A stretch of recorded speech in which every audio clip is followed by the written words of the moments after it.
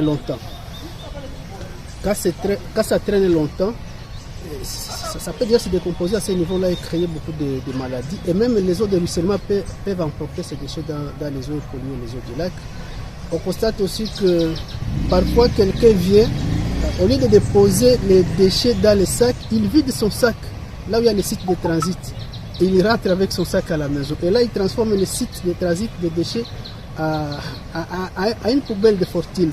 On voit aussi parfois des jeunes garçons, quand il arrive là où il y a les sites, il voit les sacs contenant les déchets, il commence à ouvrir et chercher par exemple des bouteilles de plastique. Et là, il va laisser les sacs ouverts et finalement, ça va se décomposer et même être transporté dans les eaux du lac.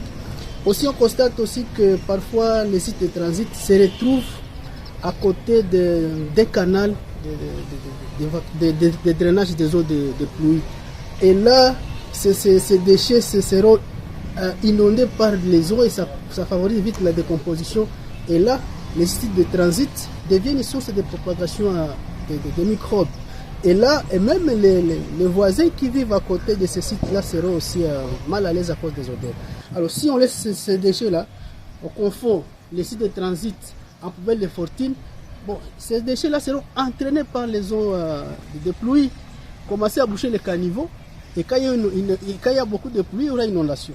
Et aujourd'hui, on commence à voir quand même que certains endroits dans la ville de Goma commencent à être inondés, contrairement qu'avant. Et à part ça, ça va se déverser dans notre lac qui est l'unique source d'eau de boisson pour nous. Et s'il y a une pollution chimique, cette pollution chimique ne peut pas être éliminée par les traitements de l'eau par la régie des eaux. La régie des eaux enlève les particules en suspension et peut-être les microbes avec les chlores, mais pas éliminer la pollution chimique. Donc c'est un danger aussi pour la santé.